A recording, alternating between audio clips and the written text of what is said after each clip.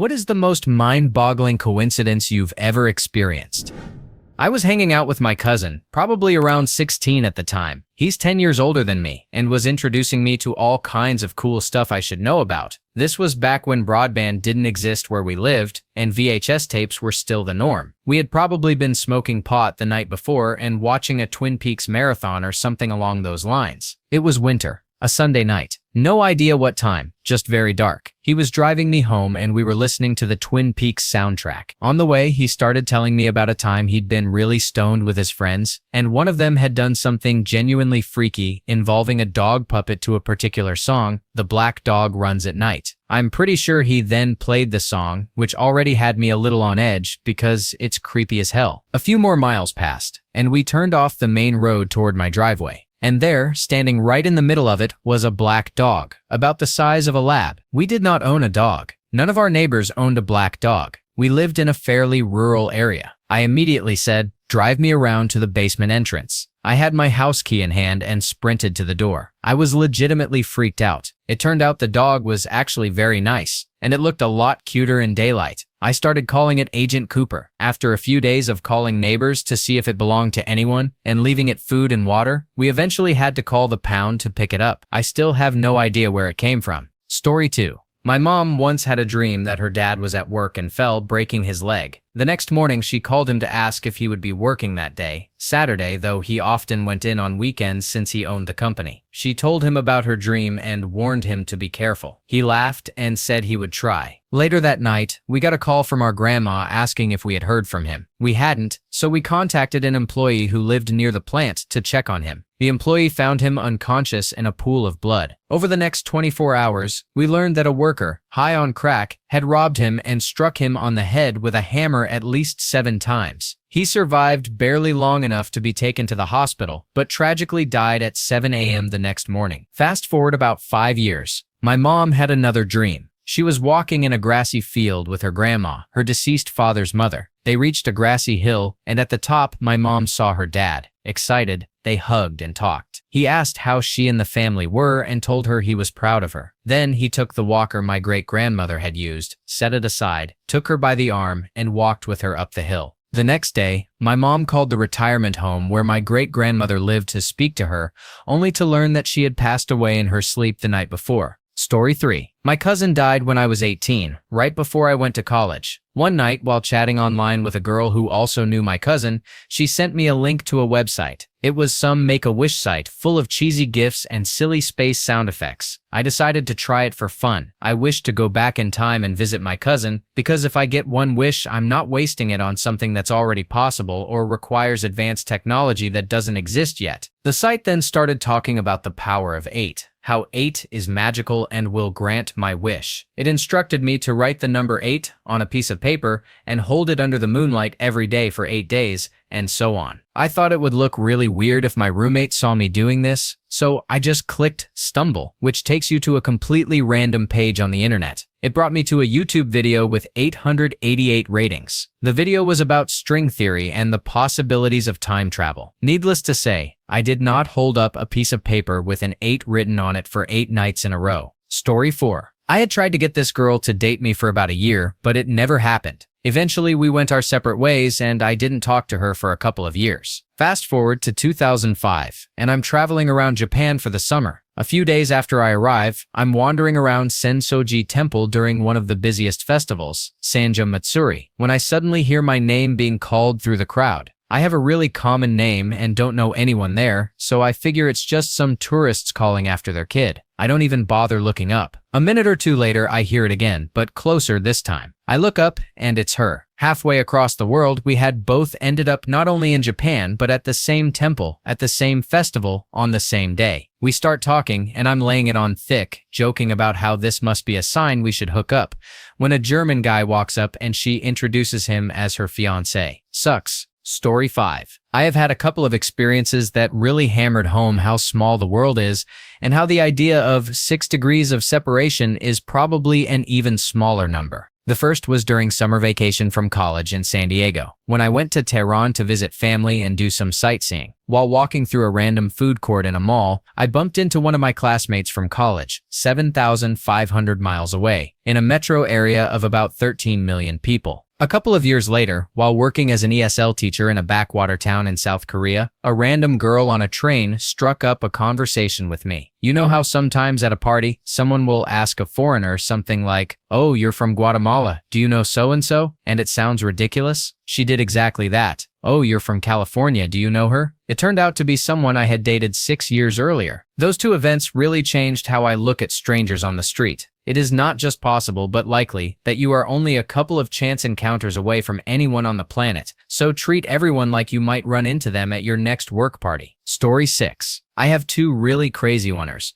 both from my volunteering trips to Peru and Honduras. Peru. The summer before my senior year of high school, I volunteered at an orphanage in Cuzco. The first 2 weeks, the volunteers traveled around the country visiting various sites. We were in this one remote village, at least 3 hours from the nearest city, during a massive celebration of the saints, basically a non-stop 3-day, 3-night party in the streets. A random guy hears us speaking English, asks if we are American, and we start talking. We sit down for a couple of beers, and he asks where I'm from. I say New Jersey. He goes, "My cousins live in New Jersey. They go to Bridgewater Raritan High School." I nearly lost it. That's exactly where I went to high school, Honduras. The summer before my sophomore year of college, I went to La Esperanza, Honduras, to help build houses. I got close with the other volunteers, who were from all over the world. Despite people coming and going, we had a solid core group. About a year later, I saw that my fellow volunteer Kathy had been tagged in the same Facebook album as my friend Joyce from school. I clicked on the link and discovered that not only were they in the same photo, they were close friends. They had apparently worked at the same camp in Panama City. Bonus. My cousin, born and raised in San Francisco, recently started college in New York. She ended up becoming best friends with the girlfriend of a kid I had known for about 7 years from karate school in New Jersey. Story 7. When I first met my wife, we discovered we both had the same ATM card and voicemail pin, oddly enough, both originally chosen by our mothers and then adopted by us for convenience. I'm from Ireland, and while traveling in Australia, I got injured at Ayers Rock and had to head back to Alice Springs for the hospital. While chatting with the doctor there, she mentioned how many non-Australians work in Alice Springs. She pointed out that 2 of the barmen at the pub near where I was staying were Irish. That evening, I went to the pub and realized that one of the barmen was a guy I had lived with in college for a few years. We had been good friends but had drifted apart. He had planned to leave the day before I arrived but decided to stay another week to make a little extra money. I had never been on a plane until I was 23, but within 2 years I had taken about 19 or 20 flights. My 13th flight happened on a Friday the 13th at 1:17 p.m. I'm not usually superstitious, but I was a nervous wreck for that one, and I'm generally not the best air passenger to begin with. Story 8. My family was driving along a freeway on a cross-country trip. My mom was driving, and I was in the front passenger seat. My dad and brother were in the back. My dad was sleeping, as my parents were taking shifts, driving, and my brother, who hates wearing seatbelts, wasn't buckled in. Out of nowhere, my dad wakes up, no outside stimulus, just randomly, and says, "Put on your seatbelt," then goes back to sleep. My brother quickly buckles up. About 10 minutes later, we got into the worst car crash we've ever experienced. The car flipped 4 or 5 times before finally coming to rest upside down on the grass divider between the 2 sides of the freeway. My brother would probably have died that day if he hadn't listened. Story 9. I woke up one morning and, for no reason, realized that my dermatologist, whom I hadn't seen in more than a year, goodbye puberty, was actually the assistant of another dermatologist I'd been to a couple of times about 3 years earlier. That in itself is so random and weird, because I had absolutely no reason to be thinking about her, and I could have and probably should have made the connection back then. A few hours later, while we were having lunch, my mother goes, "Hey, you know what I realized?" And yep, the exact same thing. I genuinely thought she was messing with me. What was even more frustrating, though, was that her only reaction to the coincidence was, "Meh, no wonder I sip an atheist." Story 10. I was vacationing in Clearwater, Florida with my parents when I was around 14, and we're from the Northeast, near Philly, about 1,100 miles away. One night we went mini-golfing and literally bumped into a friend of mine from my traveling soccer team. Our parents knew each other pretty well, but not well enough to be sharing vacation plans. We all laughed at the coincidence and decided to go out to eat together the next night. When we met at the restaurant, we were talking about how funny it was that we'd run into each other so far from home. The couple at the table next to us overheard, and since the whole vibe was friendly, we shared the story with them too. They thought it was great and asked where we were from. We told them the town, and they went, "Do you know Fred Johnson? My parents' neighbor and best friend, and apparently also a close friend of theirs." Turns out the couple sitting next to us was Fred Johnson's brother. Story 11. When I was around 10 or 11, my family would drive from Cincinnati to visit my aunt in Pennsylvania every summer. We never left on the same date each year. There was no set schedule. One year, after crossing into Pennsylvania but still a good distance from Philly, we stopped at a rest area to use the bathroom and grab some food. I finished up and was walking back to the car when I heard someone yell my name. It didn't sound like either of my parents, so I ignored it, assuming they were calling someone else with the same name. Then I heard it again. I turned around, and it was my neighbor, my age, walking toward me. He lived a couple of houses down from me back home. We hung out occasionally but weren't especially close. He told me his family was also on a road trip to Pennsylvania to visit relatives. That alone was strange enough, hundreds of miles from home, stopping at the same rest stop at the exact same time. But it got weirder. We eventually arrived at my aunt's house in Doylestown. A few hours later, we were sitting outside on the porch, adults drinking wine, kids playing, when I saw a familiar car pull up on the street. It was his family. It turned out he was visiting his aunt, who lived just a couple of doors down from mine. Still the coolest coincidence of my life. Story 12. When I first got to college, I tried out Zonga because a bunch of friends were using it. I joined a bunch of rings, checked out featured Zongans, the whole thing. Then I got a really intelligent comment from some guy, and when I found out he was Vietnamese, we kept talking. Trust me, an intelligent, literature-obsessed Asian blogger was pretty rare at the time. After a while, we realized our dads actually knew each other from way back in Vietnam. His older aunt, in fact, is one of my dad's best friends. Our dads had left their hometowns at different times and ended up in different cities in the US, but somehow their firstborn kids in America found each other on a blogging site. Story 13. Another one, my grandfather owned a farm in the early to mid-1900s, and his pride and joy was a 1930s farm-all tractor. They gave up the farm and moved to a home down the road when my mother was born in the 1960s. But the tractor stayed in an old barn until the 1980s. The person who bought my grandfather's farm was a family friend, and he thought it would be nice to restore the old farm-all. He worked on it off and on for more than 20 years, but he could never get it to start. Fast forward to 2005. My grandfather passed away at 95 years old. 1 hour after he died, the family friend called the house to tell him that he had finally gotten the farm all running and had been doing laps around the field for the past hour and a half. Even though he tried, the tractor never started again. And last year, while my grandfather's friend was away on vacation, some assholes broke into the barn and gutted it for parts. Story 14. I had a friend who has since passed away, and the circumstances of his death have always confounded me. We met during our internship and became close friends. Nearly every day after work, I would head over to his place where he, his two housemates, and I would hang out. We drank some beers, played Xbox, watched movies, and talked nonsense, without fail every single day throughout the entire summer. During that time, I had a bad habit of putting off my laundry until I absolutely had to do it. I hated dragging my clothes down to the coin-op, so I always saved it for the weekends. I never did it on weekdays because I was already exhausted from work. One day, though, I decided to switch it up and do my laundry right after work. The plan was to show up at my friend's place a few hours later than usual. One of his roommates had left town to try to sort things out with his girlfriend, so it was going to be a smaller group.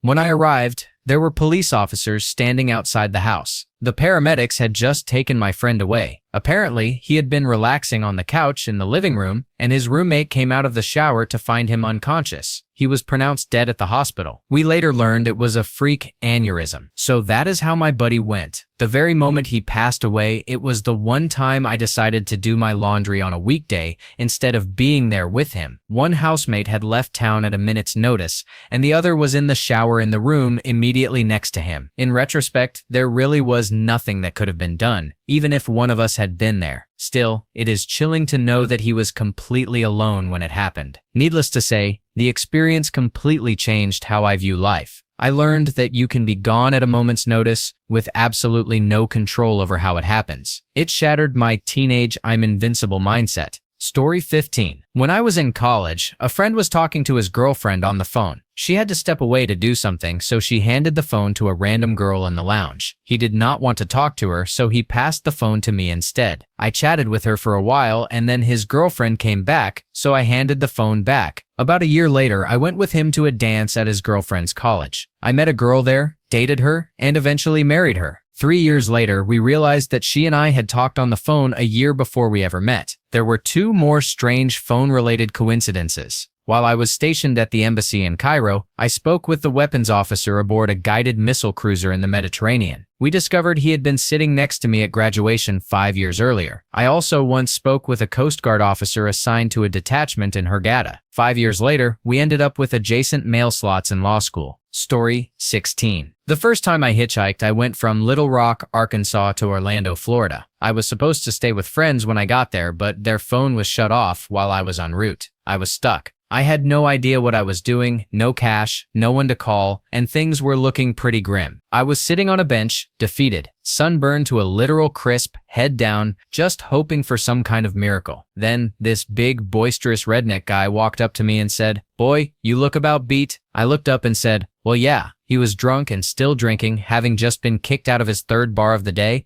and it was only 4 p.m. He asked what my deal was, and I gave him the skinny. It turned out he was also from Arkansas and had an ex-girlfriend who lived in my town, down the street from my house even. He described my own house to me. I took it as a sign and accepted a ride out of town, since he was heading west the next day. We ended up going to Daytona that night just to party and have a good time. He got us a hotel room, bought a couple cases of beer, and even snuck me into a club. I was 16. The next morning we took off and he got me about half the way back to Little Rock. Story 17. I believe it was the summer before my freshman year of high school when my best friend tried to off himself by OD. She was already in the hospital, and I had no idea what was happening. That night, I received a random text that said, "Who is this?" from a number I did not recognize. I replied, "This is insert name here. Who is this?" The number then called me, and it turned out to be my best friend's mother. Jenna asked why I had sent her a picture of a cat. I told her that could not have been me. I did not even have picture messaging. She insisted it had come from my number. I said I had no idea. That was when Jenna told me that insert best friend's name here was in the hospital for a drug overdose, and that I needed to get there immediately. If Jenna had not received that random picture of a cat, there is no telling how much later I would have found out that my best friend had just tried to off herself. Story 18. Once, I was hitchhiking through El Paso, Texas. I had been dropped off at one end of town and walked about 5 miles into the middle of that nasty freeway interchange they have down there. It was dirty and bleak, the sweaty armpit of the nation, especially when you are walking in the sun. This was the early 1990s, and everything felt industrial and grimy back then. I had been walking for quite a while. I used to hitchhike all over, so I was usually optimistic, but no one stopped. I kept walking, and by about 2 p.m. it was hot. As one car went by, I turned my thumb into a finger gun and shot at the rear tire. The tire blew out just as I pulled my imaginary trigger. Those jerks changed the tire about 50 yards past me and did not offer me a ride. I do not pull the Maxwell Smart on anyone anymore. Story 19. I live in New York City and needed to visit my grandparents in New Jersey, which is a short NJ Transit train ride from Penn Station. It was my turn to step up to one of the ticket machines, and I was hoping to do it quickly because I really needed to use the bathroom. I thought I was hiding it well, but a homeless guy standing near the machine suddenly yelled, "Hey buddy, bathrooms are to the right. Bathrooms are to the right." I smiled and said thanks. As I reached out to touch the screen of the electronic kiosk, he said, "South Orange is 524, man, 524. That was the exact ticket number I needed to buy. I had given no indication of where I was going, and the train's departure was still a good 30 minutes away. I was not talking on the phone or saying anything out loud. I had just been silently waiting in line. What made it stranger was the look on his face when he said it. Sure, a homeless guy guessing I needed the bathroom was not that unusual and was probably a well-used tactic, but knowing my destination felt different. For a moment, I wondered if there was some kind of connection, so I tried thinking of something specific to see if there would be a response. There was not. He broke his stare, wandered off immediately afterward, and that was it. It just felt strange to have those two things happen back to back. Maybe it was not a coincidence. Story 20. This one is less significant than some of the others, but still strange. I was once at a friend's house just hanging out, playing video games, and relaxing. At one point, no one had said a word for about 20 minutes. My friend's brother was in the room watching us play, and he had not said anything either. Then, at the exact same time, we both said, almost in unison, "Where a kid can be a kid," which was the Chuck E. Cheese catchphrase at the time. We looked at each other and immediately started cracking up at how random it was. Neither of us had ever been to Chuck E. Cheese, and neither of us had seen a commercial with that tagline in at least 6 months. Story 22. So, my brother was in China for a semester, and I decided to take 3 weeks to go visit him. He lived in the American part of town, so we saw a lot of white people near his apartment, but aside from that, it was all Asia all the time. Of course, there were other students there on semester abroad programs. One of his classmates and I were going to run an errand before meeting my brother for dinner. We took the subway to a different university that rarely takes foreign students, though occasionally foreigners work there, her being one of them. She went to get supplies at her office while I walked off campus to look for some street food. I didn't see much I liked, mostly random shops, but there was this place that sold yogurt drinks, a whole store dedicated to liquid yogurt. Weird, but I was intrigued. I got a drink and sat at a table. The place was empty. Not long after, a group of Chinese guys walked in, looking for a table. As they passed, I noticed that the guy closest to me had the same body shape and haircut as someone I remembered from high school 7 years ago. He was the only Asian kid at my school, and a bit portly. Then, he turned around, and it was him. I hadn't seen him in 7 years, but he looked the same. I said, "Dave?" And he said, "Yeah?" Our minds were blown. We talked for a bit. He was on his way back to the US after living in Beijing for 3 years, and had also been drawn to this yogurt place for the novelty of it. We ended up hanging out and even went to a concert with some other people. It was altogether a really weird, surreal encounter. Story 23. This didn't happen to me, but to my stepfather. For a while, my mom and stepdad had been trying to buy a house, but they couldn't find a bank willing to give them a mortgage. The bank said my stepdad's credit was too bad, which baffled them since he always paid his bills on time and had no real debt. Around the time of my stepdad's U.S. citizenship ceremony, my parents went to the Social Security office to get everything squared away. On a whim, my mom asked about my stepdad's supposed debt problems. When the worker looked into it, he said there was about $300,000 in debt under my stepdad's name in Florida, at a residence he had never lived at. The only time he had ever even been to Florida was a family trip to Disney World. The Social Security worker investigated, and over the next few days, phone calls were made. It turned out there was another man in Florida with this massive debt, but he had been issued my stepdad's Social Security number. How did this happen? The two men had the same date of birth, place of birth, first name, middle initial, last name, and mother's maiden name. The government had mistakenly given my stepfather's Social Security number to someone else. Story 24. I'm in college now. I was scrolling through Facebook pictures of a girl I knew in high school who was a few years older than me. After looking through a few photos, I was shocked to see my best friend's older sister in a picture with her. Eventually, I learned that they are now roommates in college. Weird coincidence, but nothing too crazy. Just a small world, eh? Kind of thing. Then, after looking at a few pictures of them at a party, I was even more shocked to see a girl from my lab class in a photo with the two girls I already knew. Apparently, it really is a very small world.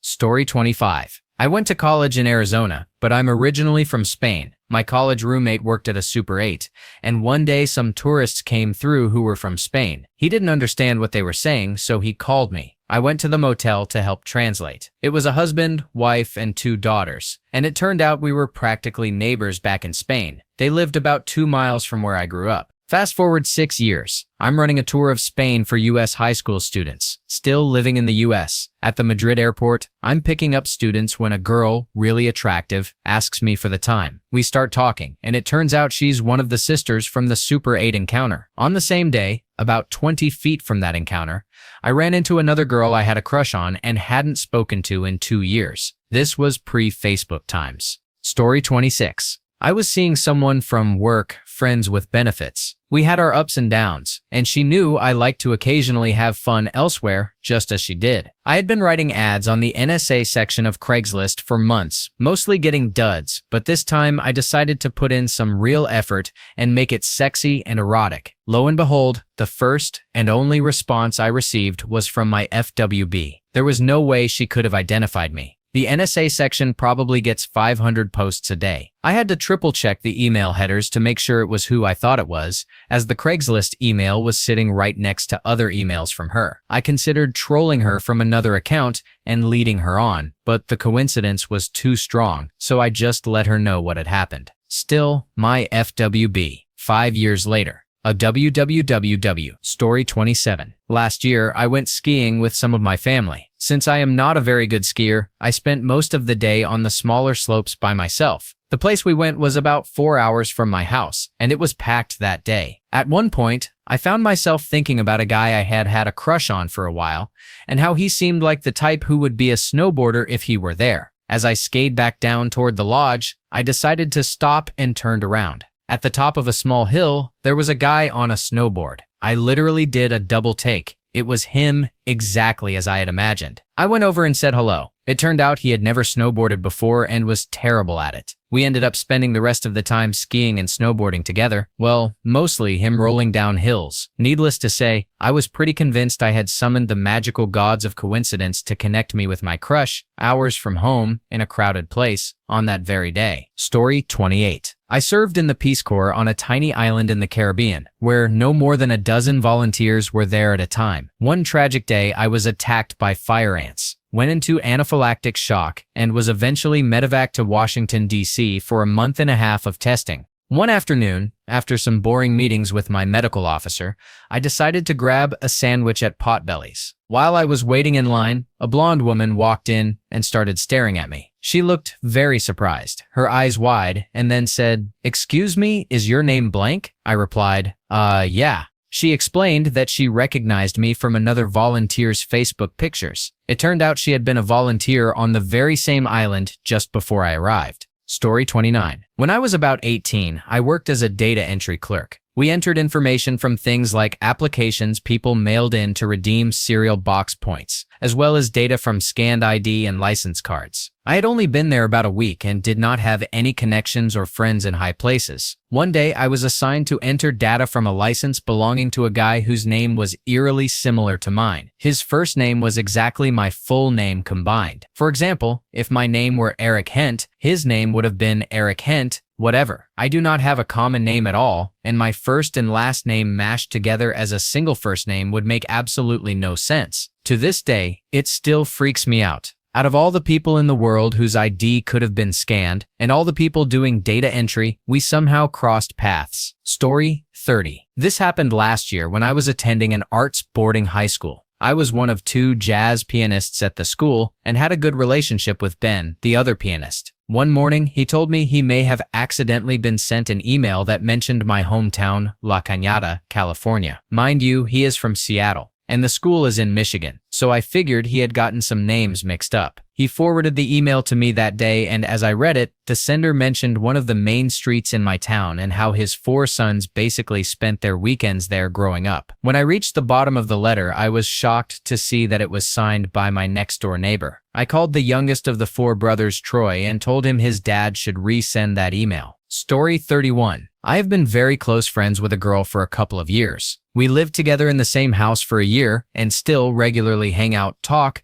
and know a lot about each other's families. One day this year, we were out walking and somehow got onto the topic of what our grandparents did. It turned out her grandfather had been stationed in West Germany in the 1960s, serving with NATO in the military or Air Force. That immediately caught my attention because my own grandfather had also been in West Germany in the 1960s, serving with NATO as a military engineer. The strangest part was that neither grandfather was German. Hers was English and mine was Iranian, and now we both live in Canada. Story 32. I have 2. Short one. I was playing Halo online in college, got a ridiculously awesome kill, and instantly heard someone in my hall yell, "BS." Turns out a random dude in my hall was on the other team. Long one. I used to read a lot, but mostly short books, around 100 pages. One day, my mom randomly got me a long book to read, a Redwall book, Matameo, as I recall. Fast forward about a year, and I was at a retreat for my children's choir, which my mom ran. She forgot to bunk me with my friend in the choir, so I ended up with a random bunkmate. He also loved Redwall, and we hit it off. It turned out he was part of a Redwall roleplay fan site online. I joined too, eventually got bored, but stayed in contact with one girl from another site I had started visiting. As it turns out, this girl lived in Florida, was on my cousin's swim team, and my aunt was her mom's regular nurse for cancer treatment. If I had ever gone with my cousin to his swim meets when visiting there, I would have met her. It really weirded me out. Story 33. While I was in college, I worked at the grocery store around the corner from my house. Our neighbor, 2 doors down, was the cousin of my brother's best friend, so I ran into her often when she came in. One night, I had a very vivid dream that my brother's friend came over to tell us he had gotten engaged. For some reason, the number 24 was very significant in the dream, like they were planning to get married on the 24th or there would be 24 people in the wedding party. A few days later, the cousin stopped by the store, and while we were chatting, she mentioned that my brother's friend had gotten engaged. I told her about the dream, and we had a good laugh at the coincidence. When I got home that night, I told my mother, and we laughed too. A few days after that, the friend came by our house to make the official engagement announcement. After telling us how he proposed,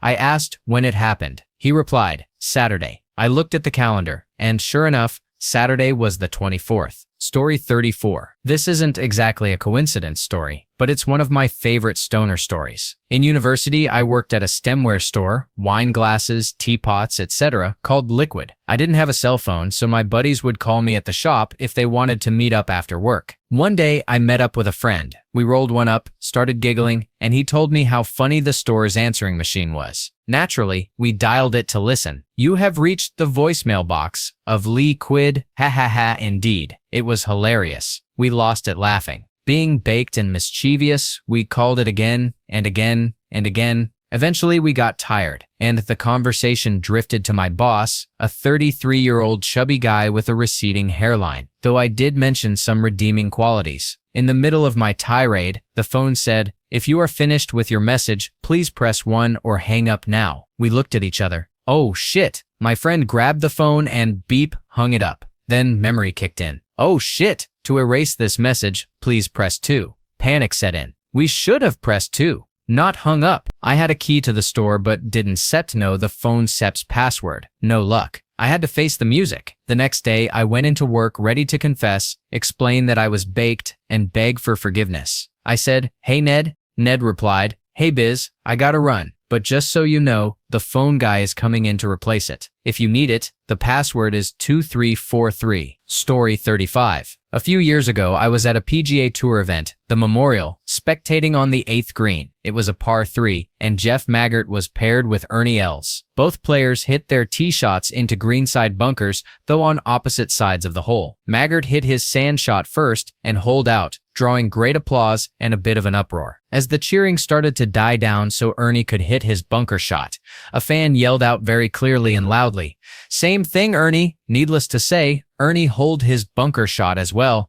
and the fans went crazy. Fast forward to the tournament the following year. After spending the day spectating, my family, friends, and I went to P.F. Chang's. As I was walking out of the bathroom, who walks in? Ernie freaking Els. Story 36. I dated a girl for 2.5 years. Then we broke up. I was still in love with her but tried my best to give her space. About 10 months later, I was at a big show watching some friends' bands play. I was my usual mopey self that night, drinking and trying to have a good time. During the second-to-last band, my friends were headlining and I had planned to stay for their set. I got this ridiculous urge to leave. I can't explain why, I just knew I should go. I lived about a 30-minute walk from the club, but for some reason I felt like taking the 40-minute scenic route. I was about 10 minutes from home when my ex walked out of a restaurant with a mutual friend to get a cab. She said hi and was very friendly. She asked if I would walk her home, and of course I said yes. It turned out we had moved to about a block away from each other, which explained why I'd hear her voice outside my window every day. When we got to her door, she asked if I wanted to come in and meet her new cat. I hated cats at the time, but I went in anyway. Maybe she was trying to pick me up. Sure enough, we got back together. We're now married and just had our first baby last week. I still can't explain why I left the club that night. The band playing was fronted by a very attractive woman I could have hooked up with. I don't know how different my life would be if I hadn't had that urge to leave. Story 37. I was out with my friends. I had dropped off my girlfriend and was hanging out in one of my friend's rooms when I suddenly got a huge urge to take my car home. I knew I had to go, and it made me uncomfortable when I tried to brush it off. Realizing I had to leave, I told my friends I needed to bring my car home and would come back walking since his house wasn't too far. They were a little confused and told me to just stay, but I insisted. When I got in my car, I noticed my phone was on the passenger seat. It had been there the whole time. As soon as I sat down, it started ringing. It was my mother, urging me to bring the car home because she needed it for something. This was probably around 1:30 in the morning, when she's never up, let alone needing to drive. It was very strange. It felt almost like I was sensing her anxiety about needing the car from a remote location. Mother-son bond, I suppose. I am the son of a seventh son, after all. Story 38. Back in 1994, I picked up a CD with a bunch of old Infocom games. I was especially drawn to Planetfall since I had heard so much about it. For those who don't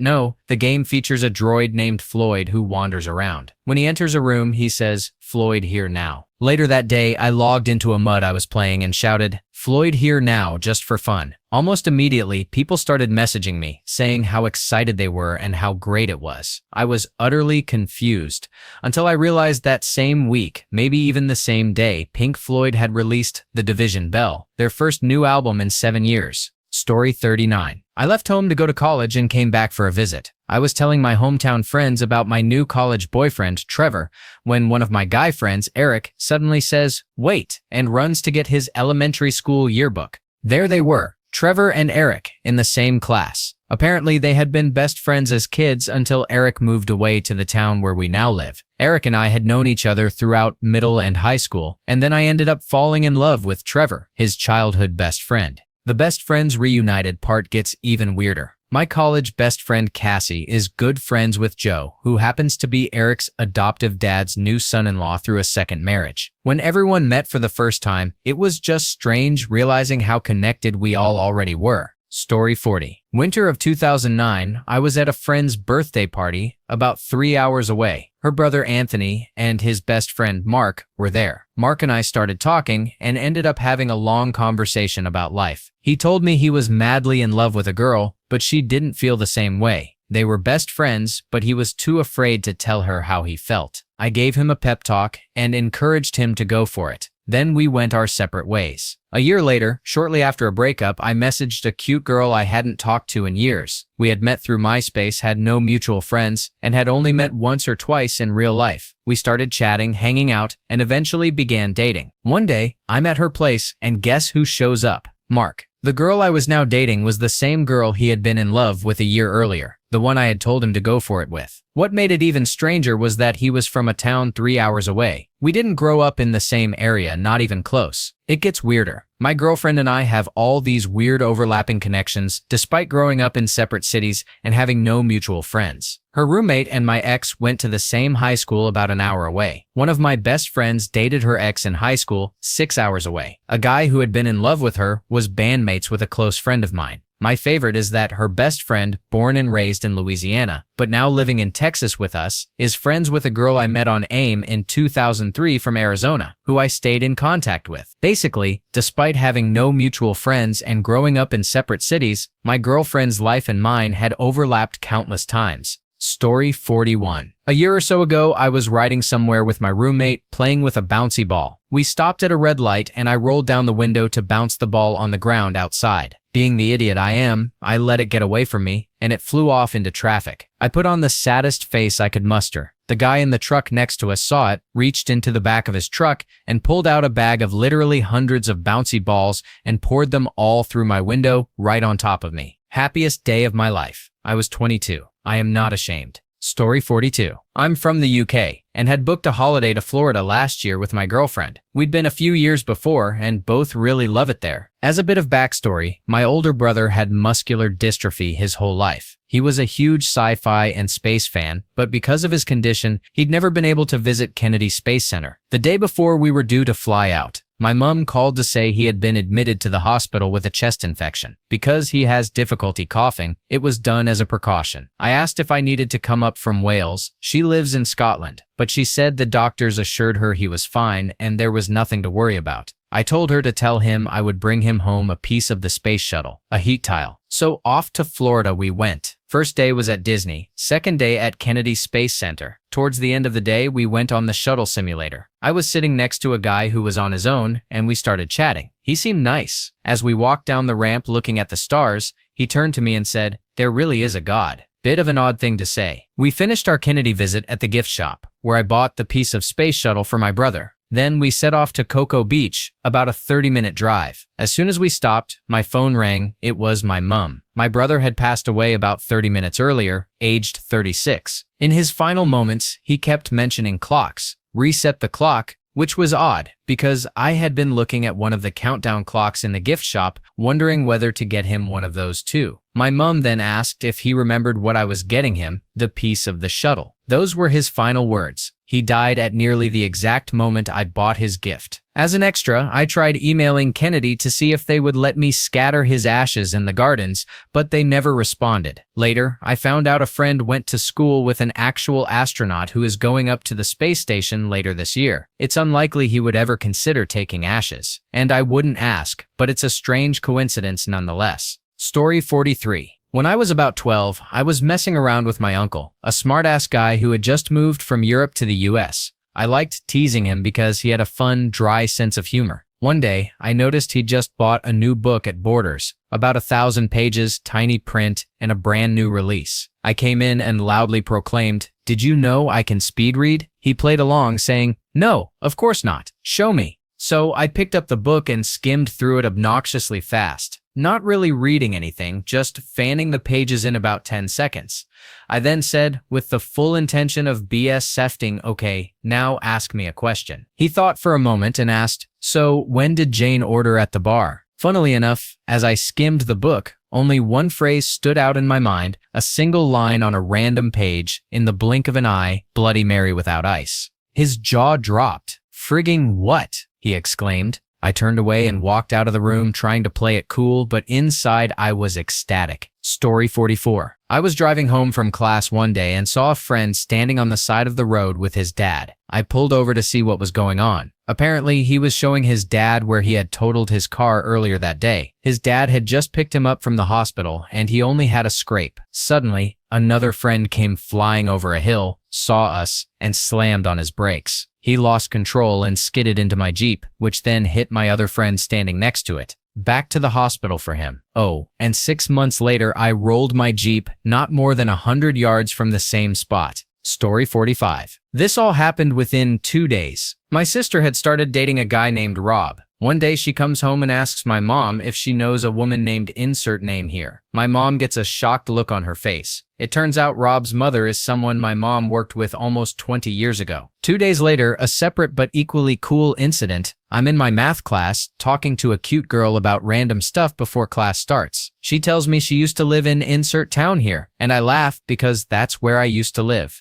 Then she starts talking about her grandma, and I ask where she's from. Turns out it's the same area my grandpa is from. Her grandma has lived right down the block from my grandpa for years. It was seriously a hell of a week. Story 46. I lived in the same house for 8 years. My parents always wanted to move out of the trailer park, but they had turned that double wide into a very respectable home. One day, while driving around town, my mother said, if that house, pointing to a specific one across town, ever came up for sale, I would move there. Less than a week later, the house went on the market. My parents bid on it. Everything fell into place quickly, and we even got the down payment through my dad's GI loan. Within a month, we moved into our new house and sold our old double wide to a couple from a neighboring town. 2 weeks later, a tornado destroyed our old house. Tragically, the man who bought it was one of the 2 casualties, and they never recovered the house frame. We missed having a family of 4 in that house by just 2 weeks. Story 47. My dad grew up in Harrison, Ohio, but moved away when he was about 19 or 20 years before I was born. He had a best friend there, someone he did everything with, but they lost contact a few years after he moved. That friend came up in nearly every story my dad ever told about his childhood. Fast forward roughly 40 years. I was enlisted in the Marine Corps and went to the hospital for a routine checkup. The naval doctor attending me had the same last name as my dad's childhood friend. Curious, I asked where he had grown up, and lo and behold, he was the son of my dad's best friend. I gave him my dad's contact information, and after almost 40 years, they were able to reconnect. It was a strange, surreal coincidence. Story 48. I went to a conference in DC and happened to be near one of the premier speakers afterward. Usually it's hard to approach speakers. They're in a hurry and everyone wants their attention, but I caught up with him and said, "Hey, I'm not following you or anything. I just wanted to thank you for such an informative talk." He thanked me and said that was the best thing he'd heard all day, asked me a few questions, and then left.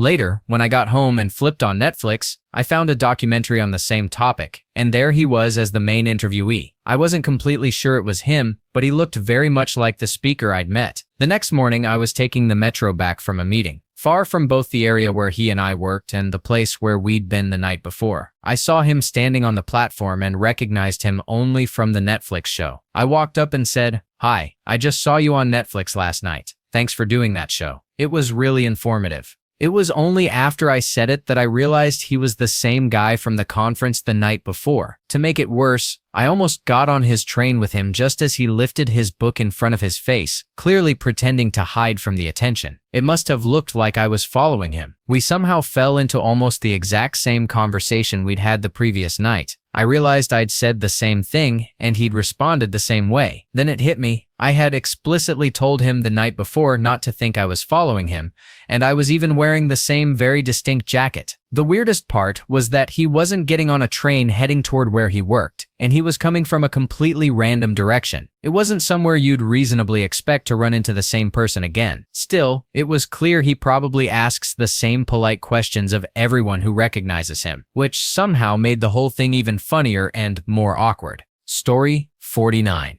At the school lunch canteen on a hot day, I bought a Coke. There was a bottle top competition, win a free bottle if your cap had an imprinted removable plastic seal. I won, removed the seal, and claimed my prize. For a lark, I opened the second bottle, won again. I claimed that prize too. Just in case, I opened another bottle, won again. Opened one more, won again. By now, the lady at the counter was convinced I had forged the little plastic things, so she gave me 2 cans of Coke and a chocolate bar. I was frankly relieved. I gave my friends the cans and carried the rest up to my school bag to take home. This happened once again at school. I ended up with 3 bottles of Coke. The weird thing is, I never really drank Coke that often and rarely bought drinks. I was just weirdly lucky at school. Story 50. One night, my parents and I were leaving the theater and waiting in line to exit the parking deck. We saw a girl walking to her car, and my parents commented that she was pretty and had a nice outfit. She got into her car, a BMW X6, which had just come out at the time. It was the first time we had ever seen one, so we were all like, "Hey, that's a cool car." I just sat there staring at her car while we waited in line. The next night, I had to work as a hostess at a restaurant. That girl came in to have dinner, X6 and all. I didn't say anything, of course, but even though I'm a girl, I still felt a bit like a creeper. Story 51. In 2009, I decided to go backpacking along the coast of Australia and Southeast Asia. I had told quite a few friends back home in Canada about the adventure.